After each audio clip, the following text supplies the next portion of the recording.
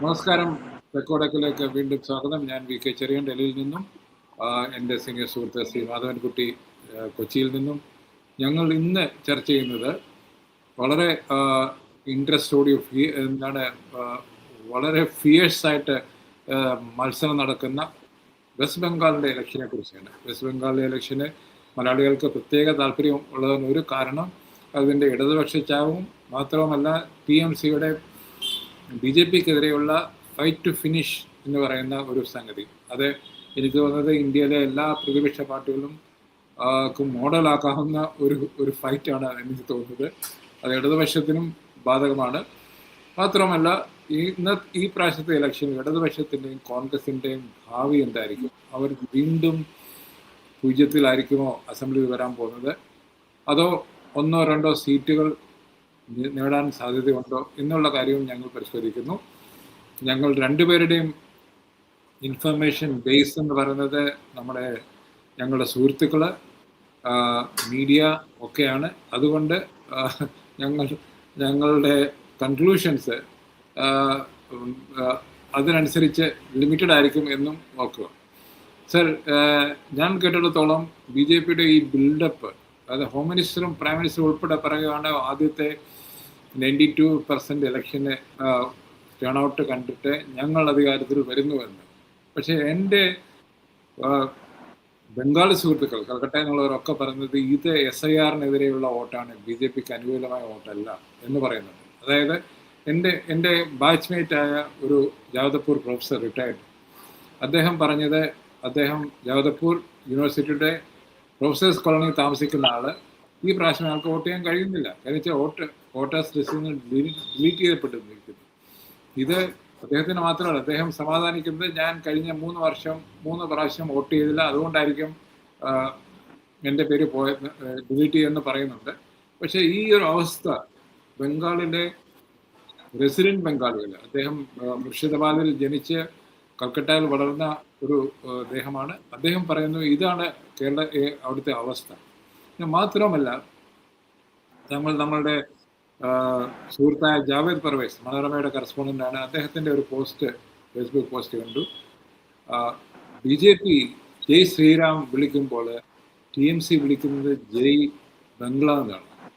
അതായത് അവരുടെ ഖട്ടർപന്തി communal സ്ലോഗനെ TMC നേരിടുന്നത് ദേശീയത കൊണ്ടാണ്, ബംഗാളി ദേശീയത കൊണ്ടാണ്. ഇതെന്താണ് കാണിക്കുന്നത് സർ? മാത്രമല്ല, നമുക്കറിയാം MA ബേബി അവിടെ പോയി പാർട്ടി ചെയ്ത പഴയകാല തെറ്റുകൾക്ക് മാപ്പ് ചോദിച്ചു. അവർക്ക് 2-3 സീറ്റിൽ മുൻതൂക്കമുണ്ടെന്ന് പറയുന്നു. കോൺഗ്രസിന് അതുപോലെ തന്നെ മുർഷിദാബാദിലും മാൽദയിലും മുൻതൂക്കമുണ്ടെന്ന് പറയുന്നു. ഇതൊക്കെ എന്താണ് കാണിക്കുന്നത് സർ? TMCയുടെ എന്തൊക്കെ പ്രശ്നമുണ്ടെങ്കിലും, മൂന്ന് പ്രാവശ്യത്തെ ഭരണത്തിൽ എന്തൊക്കെ ഉണ്ടെങ്കിലും BJP ഒരു വിധത്തിൽ പറഞ്ഞാൽ TMCയെ തിരിച്ചു കൊണ്ടുവരാൻ ബംഗാളി വോട്ടേഴ്സിന് ഒരു ബാധ്യതയാക്കിയിരിക്കുകയാണ്. അതായത് ഇത് ഇൻസൈഡേഴ്സ്, അതായത് ബംഗാളികൾ വേഴ്സസ് അതേഴ്സ് എന്നുള്ള മട്ടിലേക്ക് ഒരു നറേറ്റീവ് അവിടെ നടക്കുന്നു എന്നാണ് കേൾക്കുന്നത്. എന്താണ് സാർ ഇത് കാണിക്കുന്നത്? ചെറിയൻ പറഞ്ഞത് വീണ്ടും ശരിയാണ്. അത് ബംഗാളിലെ ഈ തെരഞ്ഞെടുപ്പ് ആദ്യം അതിലൊരു നമുക്ക് ആദ്യമേ അത് അറിഞ്ഞു കളയേണ്ട, അളന്നു കളയേണ്ട ഒരു കാര്യമുണ്ട്. ഈ തെരഞ്ഞെടുപ്പ് എത്രത്തോളം നീതിയുക്തമാണ്, എത്രത്തോളം ഫെയർ ആണ് എന്നുള്ള കാര്യത്തെക്കുറിച്ചുള്ള ഒരു തീരുമാനത്തിൽ ആദ്യം എത്തിക്കൊണ്ട് മാത്രമേ നമുക്ക് ഇതിലെ കക്ഷികളുടെ വിജയാപജയങ്ങളെ പറ്റി സംസാരിക്കുന്നതിൽ അർത്ഥമുള്ളൂ. അത് നമ്മുടെ എന്തെങ്കിലും ഒരു പ്രത്യേക ഇതല്ല, അതാണ് യാഥാർത്ഥ്യം. അതതിനെ ചുരുക്കി പറഞ്ഞാൽ 24 ലക്ഷം വോട്ടർമാർ ഇലക്ടറൽ റോളുകളിൽ നിന്ന് നീക്കപ്പെട്ടിട്ടുണ്ട്. 6 ലക്ഷം പേർ. എൻ്റെ ഒരു സുഹൃത്ത് പറയുന്നത് 10,000 പേര് വെച്ച് ഓരോ അസംബ്ലി സംഘടനയും മാറ്റിയിട്ടുണ്ട്. അതെ, ഞാൻ എന്റെ കണക്കിലേക്ക് വരാം. അതെ, ആകെ ഞാൻ നമ്മുടെ മലയാളിക്ക് ഒരു പൊതു ചിത്രം കൊടുക്കുന്നതിനാണ്. ഈ തെരഞ്ഞെടുപ്പിന്റെ സുതാര്യത, തെരഞ്ഞെടുപ്പിന്റെ വിശ്വാസ്യത ഏറ്റവും നെല്ലിപ്പലകയിൽ നിൽക്കുകയാണ്. 24,000 30 ലക്ഷത്തോളം 24 ലക്ഷം 30 ലക്ഷത്തോളം വോട്ടുകളെ മാറ്റുകയും അല്ലെങ്കിൽ അഡ്ജൂഡിക്കേറ്റബിൾ എന്നുള്ളൊരു കാറ്റഗറിയിലും മറ്റുമായി പെടുകയും അതിനേക്കാൾ പ്രധാനം 6 ലക്ഷം പേരെ ഇലക്ഷൻ കമ്മീഷൻ സുപ്രീം കോടതിയുടെ വിധി ധിക്കരിച്ച് അധികമായി ചേർത്തിട്ടുണ്ട്. ഇത് വളരെ വളരെ നിർണായകമാണ്. ഇത് മാറ്റിയവരുടെ കാര്യം നമുക്ക് എല്ലാം ഏകദേശം അറിയാം. പക്ഷെ ചേർത്തവരാരാണ്? ഈ ചേർത്തത് ട്രിബ്യൂണലുകളുടെ മുമ്പിലൂടെ പോവാതെ ഇലക്ഷൻ കമ്മീഷൻ നേരിട്ട് നമ്മൾ കേരളത്തിലൊക്കെ അറിയുന്ന പോലെ ഫോം 6 ഉപയോഗിച്ച് നിരവധി മണ്ഡലങ്ങളിൽ 6 ലക്ഷത്തോളം പുതിയ വോട്ടർമാരെ ഗണേഷ് കുമാർ ചേർത്തിട്ടുണ്ട്. അത് ഇപ്പൊ രാഷ്ട്രീയ പാർട്ടികൾക്ക് ഒരു പക്ഷേ നമ്മളോട് പറഞ്ഞു തരാനാവും. അപ്പൊ ഇതിൽ 2 ഫാക്ടർ ഈ ഓരോ മണ്ഡലത്തിലും ഒരു മണ്ഡലത്തിൽ എനിക്ക് പറഞ്ഞു തന്നത് മുർഷിദാബാദിലെ ശ്രീഘാട്ട് മണ്ഡലത്തിൽ പുറത്താക്കപ്പെട്ടവരുടെ എണ്ണം 91,000. ഒരു അസംബ്ലി മണ്ഡലത്തിൽ ഏകദേശം 1 ലക്ഷം പേർ മാറ്റപ്പെട്ടിരിക്കുന്നു. അത് 90, 80, 70. മുർഷിദാബാദിലെ ജില്ല 4 അസംബ്ലി മണ്ഡലങ്ങളിൽ 4 ഇത്തരത്തിലുള്ള സംഖ്യ 50,000, 40,000, 90,000 ഇങ്ങനെ രീതിയിലുള്ള വോട്ടുകൾ കുറഞ്ഞിരിക്കുന്നു. മാത്രമല്ല ഫോം 6 വഴി പുതിയ വോട്ടുകൾ കയറിയിരിക്കുന്നു. അപ്പൊ എനിക്ക് ആദ്യം തോന്നുന്ന ഒരു കാര്യം, ഇത് ഒരു റിഗ്ഡായിട്ടുള്ള തെരഞ്ഞെടുപ്പാണ്. ഇത് കൃത്രിമം നടന്ന ഒരു തെരഞ്ഞെടുപ്പാണ്. ആ കൃത്രിമം നടന്ന തെരഞ്ഞെടുപ്പിൽ ആര് ജയിക്കും എന്നതിനെക്കുള്ള ചർച്ചയ്ക്ക് മുൻപ് ഈ സ്ഥിതപ്രജ്ഞ, ഇതാണ് റിയാലിറ്റി എന്ന് അറിഞ്ഞിട്ട് വേണം നമ്മൾ സാമാന്യേനയുള്ള പരമ്പരാഗതമായ രീതിയിൽ ആര് ജയിക്കും, എത്ര വോട്ടിംഗ് പെർസെന്റ് ഉണ്ടായി എന്നുള്ളതിനെ കുറിച്ചൊക്കെ സംസാരിക്കേണ്ടത്. അത് താങ്കൾ പറയുന്നതിന് ഞാനീ പറയാം, മുർഷിദാബാദ് ജില്ലയിലെ കണക്കെടുത്തു. ഇത് ആദ്യത്തെ ഫേസ് ഇലക്ഷൻ കോൺഗ്രസിനെയും ഇത് BJPക്ക് സ്വാധീനമുള്ള മണ്ഡലങ്ങളിലാണ്. സിലിഗുരി, മുർഷിദാബാദ്, തെക്കൻ ഗിജ്നാപൂർ ഇങ്ങനെയുള്ള ഒരു മണ്ഡലങ്ങളാണ്. അപ്പൊ ഞാൻ തിരഞ്ഞെടുപ്പ് കവർ ഒരു തവണ വളരെ വർഷം മുമ്പ് ചെയ്തിട്ടുണ്ടെങ്കിൽ അതിനുശേഷം കാര്യങ്ങൾ എത്രയോ മാറിയിരിക്കുന്നു. എനിക്ക് അതിനെപ്പറ്റി ഒരു ജ്ഞാനവും ശരിക്കില്ല. എങ്കിൽ പോലും ഈ പ്രദേശം BJPയുടെ 2 കാര്യങ്ങൾ, ഈ തെരഞ്ഞെടുപ്പ് നടന്ന സ്ഥലത്ത് BJP വടക്കൻ ബംഗാൾ BJPയുടെ മുസ്ലിം ഭൂരിപക്ഷമുള്ള സ്ഥലങ്ങളാണ്. ആകെ ബംഗാളിൽ 30% മുസ്ലിംസ് ആണ് ഉള്ളത്. ഇത് മറക്കണ്ട. ഇത്രയും കാര്യങ്ങൾ മറന്നു. ഇത്രയും അടിസ്ഥാനത്തിൽ മാത്രമേ നമുക്ക് ബംഗാളിനെ കുറിച്ച് ചിന്തിക്കാൻ കഴിയുള്ളൂ. അതുപോലെ ഹിന്ദു വോട്ടുകളിൽ ഒരു 17% മൗത അല്ലെങ്കിൽ നാംശൂദ്ര എന്നൊക്കെ പറയുന്ന ഹിന്ദു അഭയാർത്ഥികളുടെ വോട്ടുണ്ട്. അത് ഈ ഭാഗത്തല്ലാത്തതുകൊണ്ട് നമുക്കത് ചർച്ച ചെയ്യാം. പക്ഷെ മുസ്ലിം വോട്ടുകൾ കേന്ദ്രീകരിച്ചിരിക്കുന്ന സ്ഥലമാണ് മുർഷിദാബാദ്. അതുകൊണ്ടാണ് ഞാൻ ഈ പറയുന്ന കേരളത്തിലെ മലയാളികൾക്ക് അവർക്ക് കേരളത്തിൽ പ്രവർത്തിക്കുന്ന 2 കക്ഷികളും അവിടെ പ്രധാനമാണ്. താങ്കൾ CPIM-ന്റെ കാര്യം പറഞ്ഞു. CPIM അവിടെ മത്സരിക്കുന്നുണ്ട്. 2 കോൺഗ്രസ് മത്സരിക്കുന്നുണ്ട്. എന്തിന്? വളരെ പ്രധാനപ്പെട്ട കോൺഗ്രസിന്റെ നേതാവായ ഗ്യാനിക്കാൻ ചൗധരിയുടെ മകൻ, അദ്ദേഹത്തിന്റെ പേര് ഞാൻ മറന്നുപോയി, അദ്ദേഹം മത്സരിക്കുന്നുണ്ട്. അപ്പോൾ കോൺഗ്രസിനെയും CPM-നെയും സംബന്ധിച്ച് ഇന്നലെ നടന്ന തെരഞ്ഞെടുപ്പ് വളരെ പ്രധാനപ്പെട്ടതാണ്. ഈ പറയുന്ന തിരഞ്ഞെടുപ്പ് കൃത്രിമത്തെ സംബന്ധിച്ചിടത്തോളം യഥാർത്ഥത്തിൽ നടന്ന സ്ഥലങ്ങളിൽ ഒന്നാണ് ഇത്.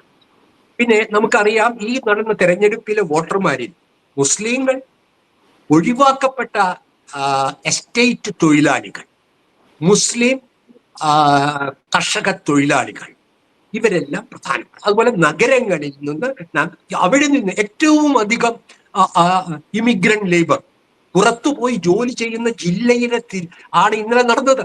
എന്റെ വീട്ടിൽ ജോലി ചെയ്തിരുന്ന ഹക്കുമ എന്ന് പറയുന്ന സ്ത്രീയും ഭർത്താവും അവിടെയാണ് പോയി വോട്ട് ചെയ്തിരിക്കുന്നത്, മുർഷിദാബാദില്.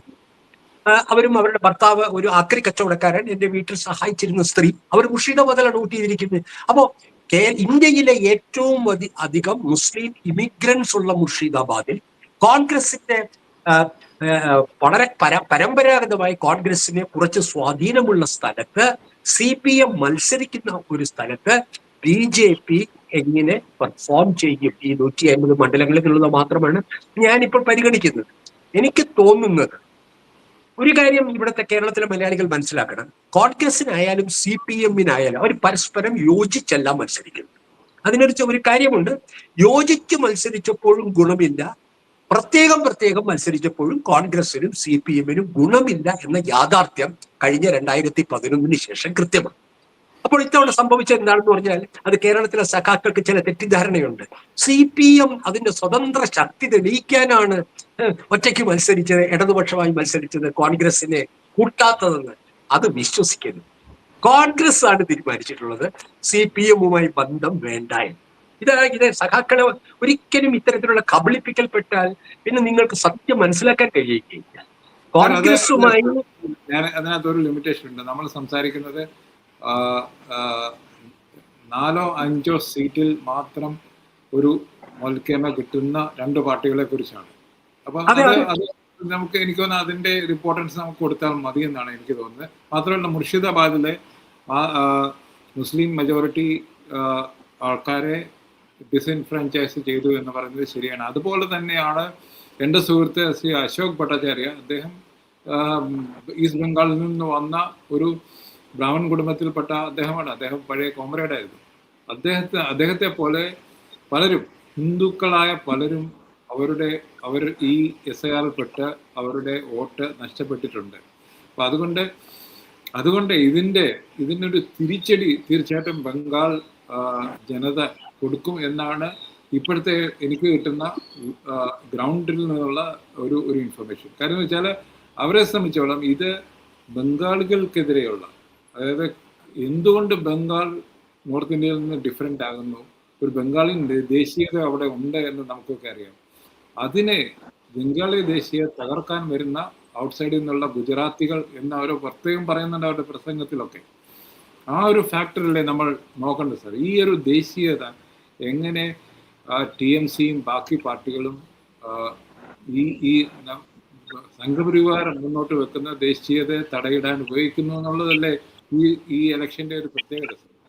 അതെ, അല്ലാതെ അത് സംശയമില്ല. ഇത് നമ്മളിവിടെ സംസാരിക്കുന്നത് മലയാളികളോട് പറയുന്നത് കൊണ്ട് ആദ്യം അവരുടെ പാർട്ടികളായ കോൺഗ്രസിനെയും CPM-നെയും കുറച്ച് സൂക്ഷ്മമായി ഞാൻ വിലയിരുത്തിയെന്നേ ഉള്ളൂ. അതല്ല മുഖ്യമെന്ന് എനിക്ക് അറിയാം. അല്ലെങ്കിൽ എല്ലാവർക്കും അറിയാം, മലയാളികൾക്കും അറിയാം. അവിടെ കോൺഗ്രസും CPM-ഉം ഫാക്ടേഴ്സ് അല്ല എന്നുള്ളത് എനിക്കും അറിയാം, താങ്കൾക്കും അറിയാം. ഞാൻ അത് പറയാൻ കാരണം നമ്മുടെ മലയാളികൾ ഇപ്പോഴും വളരെ വളരെ വളരെ ആകാംക്ഷയോടെ കോൺഗ്രസും CPM-ഉം എങ്ങനെ അവിടെ നിൽക്കുന്നു എന്നുള്ളത് കേരളത്തിൽ വളരെ പ്രധാനമാണ്. അപ്പൊ അതുകൊണ്ട് ഞാൻ അത് വേഗം പറഞ്ഞു നിർത്താം, ഒരു 2 മിനിറ്റിനകം പറഞ്ഞു നിർത്താം. അത് ഞാൻ മനസ്സിലാക്കുന്നത് ഈ CPM-നെ കുറിച്ച് ഇങ്ങനെ തെറ്റിദ്ധാരണയുണ്ട്. കോൺഗ്രസിന്റെ സംഘടന ഒറ്റയ്ക്ക് നിർത്തണം എന്ന പേരിൽ തീരുമാനിച്ചു നിൽക്കുന്നത്. ഇത്തവണത്തെ ഇടതുപക്ഷ മുന്നണിയിൽ ഒരു പ്ലസ് ഉണ്ട്. അതാണ് ആകെയുള്ള വ്യത്യാസം. ഇടതുപക്ഷ മുന്നണിയിൽ ആകെയുള്ളത് CPIM ലിബറേഷൻ നഗരപ്രദേശങ്ങളിൽ കുറച്ച് വോട്ട്, വളരെ വളരെ തുച്ഛമായ വോട്ടുകളുള്ള ഒരു CPI ലിബറേഷനെ അവര് ഇതിന്റെ ഭാഗമായി നിർത്തിയിട്ടുണ്ട്. പിന്നീട് SDPI, ഇത് വളരെ പ്രധാനപ്പെട്ടതാണ്. ഇത് കേരളത്തിലെ ആളുകളും താങ്കളും അറിഞ്ഞിരിക്കണം. SDPI കേരളത്തിലെ ആർക്കും തൊടാൻ പാടില്ലാത്ത ഭീകരവാദി കക്ഷിയാണ്, അല്ലെ? SDPI കൈവെട്ടുകാരുടെ കക്ഷി. അവിടെ CPIM-ന്റെ ഇടതുപക്ഷത്തിന്റെ പിന്തുണയോടുകൂടിയാണ്, പരസ്യമായ പിന്തുണയോടുകൂടിയാണ് ഒരുമിച്ച് ഒരു SDPI സ്ഥാനാർത്ഥി മത്സരിക്കുന്നുണ്ട്. ഇത് മലയാളിയോട് പറയാതെ പറ്റില്ല. കാരണം മലയാളിയുടെ കാര്യങ്ങൾ പുറത്തു നടക്കുന്നതൊന്നും അറിയാതെ നമ്മുടെ കേരളത്തിലെ രാഷ്ട്രീയം ചർച്ച ചെയ്യുമ്പോൾ SDPI CPI-യുടെ ഒരു ഘടക കക്ഷി അല്ലെങ്കിലും ഒരു സൗഹൃദ കക്ഷിയാണ് തമിഴ്നാടിൽ. ബംഗാളിലും അവരെ CPI പിന്തുണയ്ക്കും. ഇത് കേരളത്തിലെ സഖാക്കൾ അറിഞ്ഞിരിക്കണം. അതിനെപ്പറ്റിയുള്ള നുണകൾ നിങ്ങൾ വിശ്വസിക്കരുത്. അതൊന്നും അറിയണം. 2, കോൺഗ്രസിനും CPM-നും കഴിഞ്ഞ അസംബ്ലി തെരഞ്ഞെടുപ്പിൽ കിട്ടിയ ശതമാനം വോട്ടുകൾ 6%. വട്ടപൂജ്യം സീറ്റുകൾ, 6% വോട്ട്. അപ്പൊ ഈ തെരഞ്ഞെടുപ്പ് ഫലം വരുമ്പോൾ കേരളത്തിലെ കോൺഗ്രസ്സുകാരും കേരളത്തിലെ CPIM-കാരും നോക്കണം, എന്താണ് ഈ തിരിച്ചുവരവെന്ന് പറഞ്ഞ് കേരളത്തിൽ പറയപ്പെടുന്ന CPM-ന്റെ തിരിച്ചുവരവ്, കോൺഗ്രസിന്റെ തിരിച്ചുവരവ്. നിങ്ങൾക്ക് 0-ൽ നിന്ന് എന്തും കൂടാനേ കഴിയുള്ളൂ, ഇനി കുറയാൻ കഴിയില്ല. അപ്പൊ കുറയാൻ സാധ്യതയില്ല എന്ന് ഇന്ന് പറയുന്നു. അതൊരു പുരോഗതി തന്നെ. 0 പുരോഗതി തന്നെ. അതാണോ സംഭവിക്കുന്നത്? 6% നിന്ന് വർദ്ധിച്ച് 10% ലെഫ്റ്റിന് വരാൻ പറ്റുമെങ്കിൽ അത് വലിയ വിജയം, വലിയൊരു മുന്നേറ്റം തന്നെയാണ്. അപ്പൊ നിങ്ങൾക്ക് തെരഞ്ഞെടുപ്പ് കഴിഞ്ഞ് കേരളത്തിലെ സഖാക്കൾ നോക്കേണ്ടത് സീറ്റിന്റെ എണ്ണവും അതിലത്തെ അവിടെ ഉള്ള പെർസെന്റേജുമാണ്. ഒരു കാര്യം ഞാൻ പറയും, അതുകൂടി നിങ്ങൾ മനസ്സിലാക്കിയിട്ട് വേണം ഈ ചർച്ചയിൽ പങ്കെടുക്കാൻ. CPM-നോ അല്ലെങ്കിൽ ഇടതുപക്ഷത്തിനോ അവിടെ ഒരു സീറ്റ് ജയിക്കണമെങ്കിൽ ഒരു ത്രികോണ മത്സരത്തിൽ, പലയിടത്തും ത്രികോണമല്ല ചതുഷ്കോണം ഒക്കെ ഉണ്ട്, അത് ഞാൻ വരുന്നില്ല. ഈ ത്രികോണ മത്സരത്തിൽ ഇടതുപക്ഷത്തിന് 30% വോട്ട് ഒരു നിയോജക മണ്ഡലത്തിൽ കിട്ടണം. നമ്മളിവിടെ 10% ആകെ കിട്ടുമോ എന്ന് ആലോചിക്കുമ്പോൾ ഈ 15 വർഷത്തിന് ശേഷവും ഒരു മണ്ഡലത്തിൽ ത്രികോണ മത്സരത്തിൽ 30% വോട്ട് നേടി LDF ജയിക്കുകയാണെങ്കിൽ അത് വലിയ വിജയമാണ്. ഞാൻ മനസ്സിലാക്കിയത്, താങ്കൾ പറയുന്ന പോലെ എന്റെ ചില സുഹൃത്തുക്കളും മറ്റും പറയുന്നത്, ചില CPM നേതാക്കൾ തുറന്നു പറഞ്ഞത് ഏറിയാൽ 4 സീറ്റുകളാണ് ഇടതുപക്ഷം പ്രതീക്ഷിക്കുന്നത്. അപ്പൊ യാതൊരു വ്യാമോഹവും പാടില്ല. ബ്രിഗേഡ് പരേഡിൽ വലിയ യോഗം നടത്തിയത് കൊണ്ടോ, നമ്മുടെ മീനാക്ഷി മുഖർജി എന്ന ചെറുപ്പക്കാരി വളരെ ഉഷാറായി പ്രസംഗിച്ചത് കൊണ്ടോ, വളരെ വയസ്സായ വിമൻ ബസു സഖാവ് റോട്ടിലൂടെ പ്രചരണം നടത്തിയത് കൊണ്ടോ തെരഞ്ഞെടുപ്പിൽ സ്വാധീനിക്കുന്ന വണ്ണം ബംഗാളിലെ ജനഹൃദയത്തിലേക്ക് തിരിച്ചു പോകാൻ ഇപ്പോഴും ഇടതുപക്ഷ ജനാധിപത്യ മുന്നണിക്ക് കഴിഞ്ഞിട്ടില്ല എന്നാണ് എനിക്ക് കിട്ടുന്ന റിപ്പോർട്ട്. കോൺഗ്രസ് കുറച്ചുകൂടി അത് ഞാൻ ഇതൊന്ന് എക്സ്പ്ലെയിൻ ചെയ്യട്ടെ സാർ. ഇതേ ചോദ്യം എൻ്റെ സുഹൃത്തായ അശോക് പട്ടേൽ, അദ്ദേഹം ഒരു കാർഡ് ഹോൾഡർ ആയിരുന്നു, പ്രൊഫസർ അതിന് മുമ്പേ. എൻ്റെ കൂടെ പഠിക്കുന്ന സമയത്തൊക്കെ അദ്ദേഹം പറയുന്നത്, ഞാൻ ഇന്നും ചോദിച്ചു എന്താണ് CPM-ൻ്റേത്. പറയുന്നത് 2011 തെറ്റുകൾ തിരുത്തി പുതിയ ലീഡർഷിപ്പിനെ മുന്നോട്ട് വെക്കാൻ അവർ തയ്യാറായില്ല. അതിൻ്റെ ഫലമാണ് ഇപ്പോഴും CPM ബംഗാളിൽ അനുഭവിക്കുന്നത്. അന്നത്തെ CPM കറപ്റ്റ് ആയിരുന്നോ, ചില നേതാക്കളെങ്കിലും കറപ്റ്റ് ആയിരുന്നോ എന്ന് ബംഗാൾ ജനത വിശ്വസിക്കുന്നു. ആ നേതൃത്വത്തെ മാറ്റി നിർത്തി പുതിയ നേതൃത്വം കൊണ്ടുവരാൻ അവർക്ക് കഴിഞ്ഞിട്ടില്ല. ഇപ്പോൾ എന്തെങ്കിലും നടക്കുന്നുണ്ടെങ്കിൽ താങ്കൾ പറഞ്ഞ മീനാക്ഷി മുഖർജിയെ പോലുള്ള യങ്സ്റ്റേഴ്സ് മുമ്പോട്ട് വരുന്നതുകൊണ്ടാണ്, അവരുടെ പുറകിലാണ്. അതായത് ഇടതുപക്ഷം എന്ന ഒരു രാഷ്ട്രീയ ആശയത്തെ, രാഷ്ട്രീയ പാർട്ടികളെ അവർ മൊത്തമായി തള്ളിയിട്ടില്ല. പക്ഷെ അവർക്ക് വേണ്ടത് പുതിയ ലീഡർഷിപ്പാണ്. അപ്പൊ അവിടെ ഒരു ചോദ്യം താങ്കൾക്ക് കുസൃതി ചോദ്യമായിട്ട് തോന്നാം. കേരളത്തിൽ നിന്നും നമ്മുടെ മുഖ്യമന്ത്രിയോ, CPM-ന്റെ ഒരേ ഒരു മുഖ്യമന്ത്രിയോ ബാക്കിയുള്ള മന്ത്രിമാരോ എന്താണ് സാർ ഇതുപോലെ ഒരു do or die election phase ചെയ്യുന്ന ബംഗാളിലേക്ക് പോകാത്തത്? അതിന്റെ കാരണം എന്താണ് സാർ? കൂട്ടത്തിൽ ചെറിയ അതിൽ ഞാൻ എന്റെ ദീർഘകാലമായ അനുഭവം പറയുകയാണ്.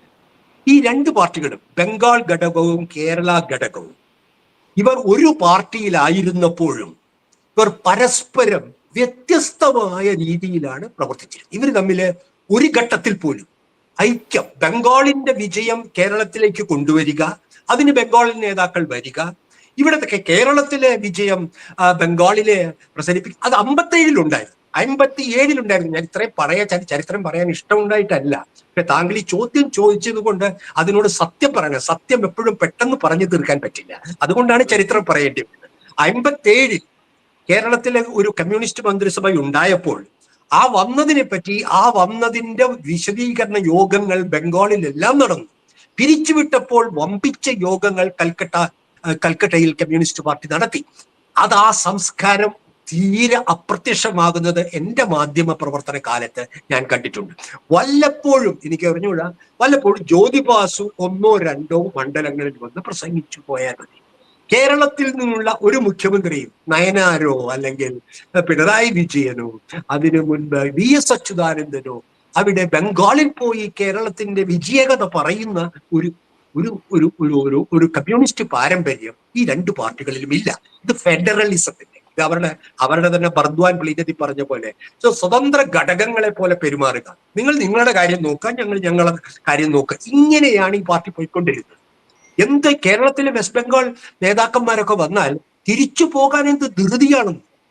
എനിക്കറിയാവുന്നതാണ് ഇതൊക്കെ. ബിമൻ ബോസുവിന്റെയും സലീമിന്റെയും ഇവരൊക്കെ വന്നു കഴിഞ്ഞാൽ കേരളത്തിൽ അവർക്ക് നില കിട്ടാത്ത പോലെ, അതുപോലെ കേരളത്തിലെ നേതാക്കൾക്കും ബംഗാളിൽ നില കിട്ടാത്തതുപോലെ പെരുമാറും. ഇത് ഈ കമ്മ്യൂണിസ്റ്റ് പ്രസ്ഥാനത്തിന്റെ പരാജയത്തിന്റെ ഒരു കാരണങ്ങളിൽ ഒന്നും ഇത് തന്നെയാണ്. ഇത് നിൽക്കട്ടെ. അത് കഴിഞ്ഞ് ഇപ്പോൾ സഖാവ് പറഞ്ഞു പിണറായി പോയില്ല. പിണറായി പോയിട്ട് എന്താണ് കാര്യം?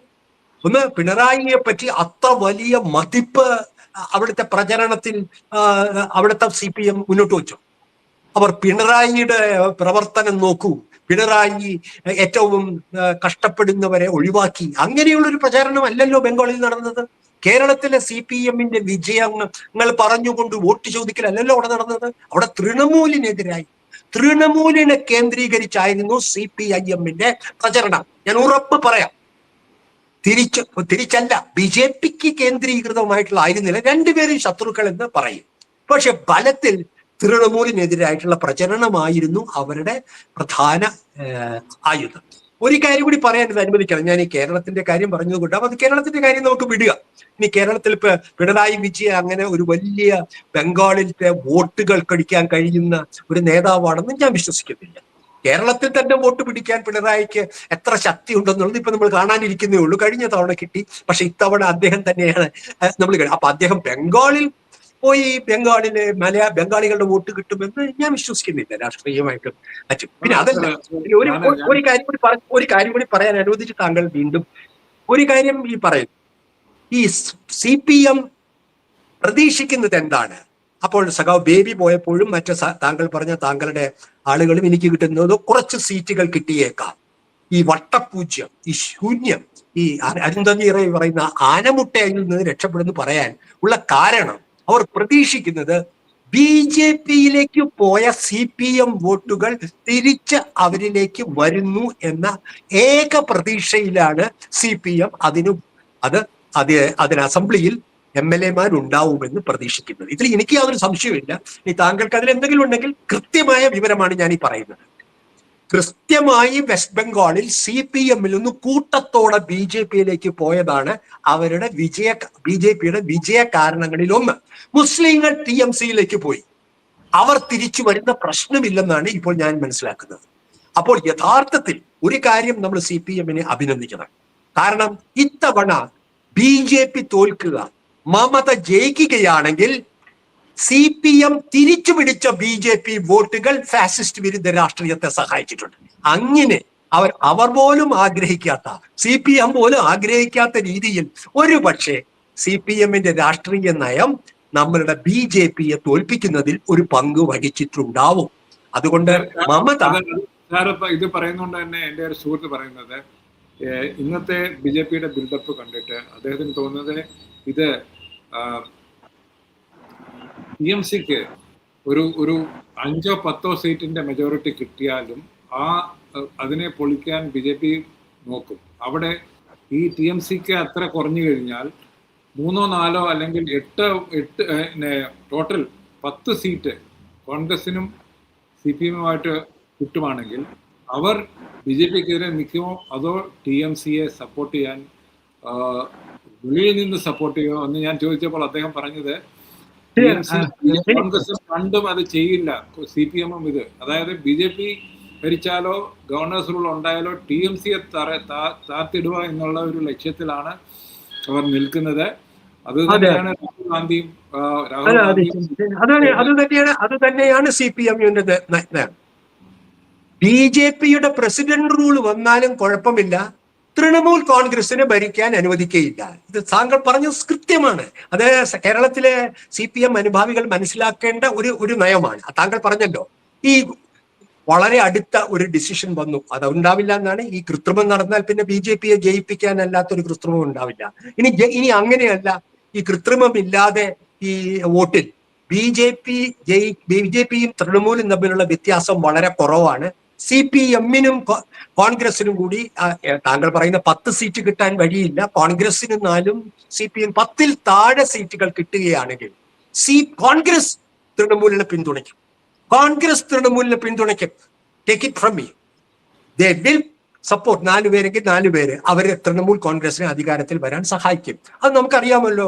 ഈ നമ്മളുടെ സ്ത്രീ സംവരണ ബില്ലിലൊക്കെ രാഹുൽ ഗാന്ധിയും മമതയും ഉണ്ടാക്കിയ ബന്ധം കാണിക്കുന്നത് അവർ തമ്മിൽ തീർത്താൽ തീർക്കാത്ത പിണക്കമില്ല, തീർത്താൽ തീർക്കാത്ത പ്രശ്നമൊന്നും കോൺഗ്രസും തൃണമൂലും ഇല്ല. എന്നാൽ CPM എന്തുകൊണ്ടും 15 വർഷം കഴിഞ്ഞിട്ടും തങ്ങളെ അധികാരത്തിൽ നിന്ന് പുറത്തിറക്കിയ ഒരു വ്യക്തി എന്ന നിലയിൽ മമതയോട് പൊറുക്കാൻ കഴിഞ്ഞിട്ടില്ല. അത് അവർ ശരിയാണോ തെറ്റാണോ ചെയ്യുന്നതെന്ന് ചോദിച്ചാൽ അവരൊരു ലുംപൻ പാർട്ടിയാണ്. അത് ഞാൻ സമ്മതിക്കുന്നു. കാരണം തീർച്ചയായും അവരൊരു സാധാരണ രീതിയിലുള്ള ഒരു പാർട്ടിയല്ല. ലുംപൺ എന്ന് പറയുന്ന അർത്ഥത്തിലുള്ള ഒരു മാർക്സിയൻ ലുംപൺ എന്ന് പറഞ്ഞാൽ പലതരത്തിലുള്ള ആളുകളും ഒരു കൂട്ടി കലർത്തി വലിയ തെരുവിൽ ബഹളമുണ്ടാക്കി, അല്ലെങ്കിൽ പൊടി പിടിച്ച് മാറ്റിവെച്ച് മർദ്ദിച്ച് ഗുണ്ടാ സംഘങ്ങളെ ഉണ്ടാക്കി, അല്ലെങ്കിൽ മരുമകനെ. അപ്പൊ ഒരു ജനാധിപത്യ പ്രതിപക്ഷ കക്ഷിയാണോ എന്ന് ചോദിച്ചാൽ, മുതലാളിത്ത വിരുദ്ധ കക്ഷിയാണോ എന്ന് ചോദിച്ചാൽ അതുമല്ല. എന്നാൽ പോലും 15 കൊല്ലത്തിന് ശേഷം ഇന്ത്യ ഒരു ഫാസിസ്റ്റ് ഭരണത്തിൽ നിൽക്കുമ്പോൾ ദേശീയ തലത്തിൽ ആകെ ഇതിനെല്ലാം ഒരു പ്രസിഡന്റ് ഭരണം വരുത്തി തീർക്കാൻ വേണ്ടി RSSന് കഴിയുമ്പോൾ അപ്പോഴും ഈ കുടിപ്പക CPM വച്ചുകൊണ്ടിരിക്കുന്നത് ശരിയായ കമ്മ്യൂണിസ്റ്റ് രാഷ്ട്രീയമാണ് എന്ന് ചോദിക്കാൻ എനിക്ക് തോന്നുന്നു. അതാണ് അവരടുത്ത് മറ്റു പറഞ്ഞിട്ട് കാര്യമില്ല. ഇപ്പോൾ പലരും അതാണ് സാർ ചോദിച്ചതാണ് അതിന്റെ റിയൽ ഇന്നത്തെ പൊളിറ്റിക്കൽ സിറ്റുവേഷനുള്ള ചോദ്യം. അത് മനസ്സിലാക്കോ? അത് എനിക്ക് താങ്കൾ ലുംപൻ പാർട്ടി എന്ന് പറഞ്ഞപ്പോൾ എനിക്ക് ഇവിടെ പലരും പൂജ്യം പറയുന്നത്, ഡൽഹിയിൽ പറയുന്നത് കേരള പാർട്ടിയെ കുറിച്ച് അത് തന്നെയാണ് പറയുന്നത്. ആ ഒരു ഗതികേട് ഇടതുപക്ഷ പാർട്ടികൾക്ക് വരിക എന്ന് പറഞ്ഞാൽ അത് എനിക്ക് തോന്നുന്നത് ഇന്നത്തെ സിറ്റുവേഷനിൽ വളരെ ഭയാനകമാണ്. അത് ലീഡർഷിപ്പും ബാക്കിയുള്ളവരും ചെറിയ എന്നെ വളരെ സങ്കടപ്പെടുത്തിയ ഒരു കാര്യം താങ്കളോട് പറയാം. ഈ തെരഞ്ഞെടുപ്പിന് തൊട്ട് തലേന്ന് ഒരു മാധ്യമ പ്രവർത്തകൻ നമ്മുടെ സഖാവ് മുഹമ്മദ് സലീമിനോട്, അവരുടെ സ്റ്റേറ്റ് സെക്രട്ടറിയോട് ഇങ്ങനെ ഒരു അഭിമുഖത്തിൽ സംസാരിക്കുകയാണ്. അപ്പോ ആ പത്രപ്രവർത്തകൻ അവരെ മമത ദീദി, മമത ചേച്ചി എന്ന് തുടരെ നമ്മൾ അങ്ങനെ പറഞ്ഞപ്പോൾ മുഹമ്മദ് സലീം അസ്വസ്ഥനായി ചോദിക്കുകയാണ്, നിങ്ങൾ എന്തിനാണ്, അവർ നിങ്ങളുടെ ചേച്ചിയാണ്, നിങ്ങൾ എന്തിനാണ് ചേച്ചി എന്ന് അവരെ വിളിക്കുന്നത്? അത്രമാത്രം വൈകാരികമായി, അത്രമാത്രം സ്വകാര്യമായി, വ്യക്തിപരമായി CPM നേതാക്കൾ എടുത്തിരിക്കുന്നു. അപ്പൊ ഇതെന്താണ്? അത് ശരി, നിങ്ങൾക്ക് തീർച്ചയായിട്ടും നിങ്ങൾക്ക് ശത്രുപക്ഷത്ത് നിർത്താം, അവരുമായിട്ടുള്ള വ്യത്യാസമായി മത്സരിക്കാം. പക്ഷെ ഇത്തരം നിർണായക ചരിത്ര സന്ദർഭത്തിൽ ഐക്യമുന്നണി സിദ്ധാന്തത്തിന്റെ അപ്പോസ്തലന്മാരായ കമ്മ്യൂണിസ്റ്റുകാർ ഇത്ര മമതാവിരുദ്ധതയിൽ മുഴുകുന്നത് വളരെ ചരിത്രത്തിൽ അത് BJP ജയിക്കുകയാണെങ്കിലും അങ്ങനെ തുടരും എന്നുള്ളൊരവസ്ഥ അത് നമ്മളെ ചിന്തിപ്പിക്കുന്നതാണ്. കേരളത്തിലെ അല്ല, ഇന്ത്യയിലെ എല്ലാ ജനാധിപത്യ ഇടതുപക്ഷ വിശ്വാസികളും ഈ പോക്ക് ബംഗാളിൽ അല്ല. താങ്കൾ പറയുന്ന ഇതേ സംഗതിയാണ് ഡൽഹിയിലെ പല ലിബറൽ ഇടതുപക്ഷക്കാർക്കൊക്കെ ഉള്ളത് കേരളത്തെക്കുറിച്ചും. അതാണ് ഞാൻ ഇവിടെ അടിവരയിടുന്നത്. അതായത് കേരളവുമായി കമ്പയർ ചെയ്യാനില്ല. കേരളത്തിൽ CPM ഒരു പ്രധാന ശക്തിയെ കേരളത്തിൽ എന്തിനാണ് CPM ഇത്ര വലിയ കോൺഗ്രസ് വിരോധം? ശരി, സമ്മതിച്ചിരിക്കുന്നു. കേരളത്തിലെ അങ്ങനെയാണെങ്കിൽ താങ്കളുടെ കാഴ്ചപ്പാട് അതാണ്. തുടരെ താങ്കൾ പറയാൻ ശ്രമിക്കുന്നത്. ഞാൻ ഇതിൽ തർക്കിക്കുന്നില്ല. എന്തിനാണ് തർക്കിക്കുന്നത്? രണ്ടുപേരും കോമൺ ഗ്രൗണ്ടിലല്ല. CPM കേരളത്തിലുള്ളതുപോലെയല്ല ബംഗാളിലെ CPM. കേരളത്തിലെ CPMന്റെ നിലപാടുകളല്ല ബംഗാൾ CPMന്. അത് താങ്കൾക്ക് ഒരു കാഴ്ചപ്പാടാണ്, എന്റെ കാഴ്ചപ്പാട് വ്യത്യസ്തമാണ്. അത് പിന്നീട് ഒരുപക്ഷെ ഭാവിയിൽ CPM അങ്ങനെ ആവുകയാണെങ്കിൽ അതിനെ ഇതേപോലെ തന്നെ വിമർശിക്കാൻ തയ്യാറുള്ള ആളുമാണ് ഞാൻ. അപ്പൊ അതിനെപ്പറ്റി നമ്മൾ കേരളത്തിലെ കൂട്ടിക്കെട്ടണ്ട, കേരളത്തിലെ CPMഉം വെസ്റ്റ് ബംഗാളിലെ CPM കൂട്ടിക്കെട്ടണ്ട. അത് താങ്കളുടെ ഒരു അഭിപ്രായം. അത് അതാണ് സർ. രണ്ടിടത്തും ഇത് നമ്മള് ഡൽഹിയിൽ നോക്കുമ്പോൾ ഇത് താങ്കൾ പറഞ്ഞ പോലെ ഒരു അതോറിറ്റേറിയൻ റെജീമിനെ ഫൈറ്റ് ചെയ്യുന്നത് ആരൊക്കെയാണ് എന്നുള്ള ചോദ്യമാണ് നമ്മുടെ മുമ്പിലുള്ളത്. രാഷ്ട്രീയമായ ചോദ്യം. ബാക്കിയൊക്കെ താങ്കൾ പറഞ്ഞ പോലെ കുടിപ്പകകളായിട്ട് മാറുകയാണ്. അതാണ് ബംഗാളിൽ നമ്മൾ കാണുന്നത്. അതുകൊണ്ട് തന്നെ അതില് ചെറിയാൻ ഒരു കാര്യം കൂടി താങ്കൾ ശ്രദ്ധിച്ചിരിക്കും. ഈ CPIM ലിബറേഷൻ പാവം അവര് ചില ലിബറലുകളെ പോലെ തൃണമൂലിന് ആർക്കും വോട്ട് ചെയ്തുകൊള്ളൂ, BJPക്ക് വോട്ട് ചെയ്യരുത് എന്ന് ക്യാമ്പയിൻ നടത്തിയ കൂട്ടരാണ് CPIM ലിബറേഷൻ. കേരളത്തിലൊക്കെ ചിലർ ചെയ്യുന്ന പോലെ ആർക്ക് വോട്ട് ചെയ്താലും കൊള്ളാം, പക്ഷെ BJPക്ക് വോട്ട് ചെയ്യരുതെന്ന് പറഞ്ഞ ഒരു ഇടതുപക്ഷ പ്രസ്ഥാനവും പിന്നെ പൗരസമൂഹ ഇത്തവണ അവരും ഈ തൃണമൂൽ വിരുദ്ധ ക്യാമ്പിലേക്ക് ചെന്നുപെട്ടിരിക്കുകയാണ്. അപ്പൊ ഇതിന്റെ നയം, ഈ CPM രൂപീകരിക്കുന്ന ബംഗാൾ നയം അവരെ ബംഗാളിൽ വിജയിപ്പിക്കുന്നുണ്ടോ എന്ന് മാത്രമല്ല, അവർ ചെയ്യുന്ന നയം ഇന്ത്യയുടെ ഫാസിസ്റ്റ് വിരുദ്ധ രാഷ്ട്രീയത്തെ ശക്തിപ്പെടുത്തുന്നുണ്ടോ എന്നുകൂടി ഇടതുപക്ഷം അനുഭാവികൾ ഇത്തവണ വിലയിരുത്തും. അതന്നെ, അതാണ് എനിക്കൊന്ന് കീ. അതായത് BJP നിന്ന് ജയ് ശ്രീറാമിനെ ജയ് ബംഗ്ലാ കൊണ്ട് നേരിടുന്ന TMC. അതെ, പിന്നെ അതുപോലെ തന്നെ ഈ പറയുന്ന പോലെ താങ്കൾ തുടക്കത്തിൽ പറഞ്ഞതുപോലെ BJP എന്താ പറയുന്നത്, വന്ദേ മാതരം എന്ന് പറയുമ്പോൾ തൃണമൂൽ അണികൾ പറയുന്നത് ജോയ് ബംഗ്ല. ഞാൻ രണ്ടും കേട്ടിട്ടുള്ളതാണ് നോർത്ത് ഈസ്റ്റില് വർഗീയ കലാപം. ജയ് ശ്രീറാം തന്നെയാണ് വന്ദേ മാതരം. ഇപ്പോൾ ഇടയ്ക്കിടയ്ക്ക് പറയും, പക്ഷെ അവരുടെ മെയിൻ ജയ് ശ്രീറാം വിളി തന്നെയാണ് ഉള്ളത്.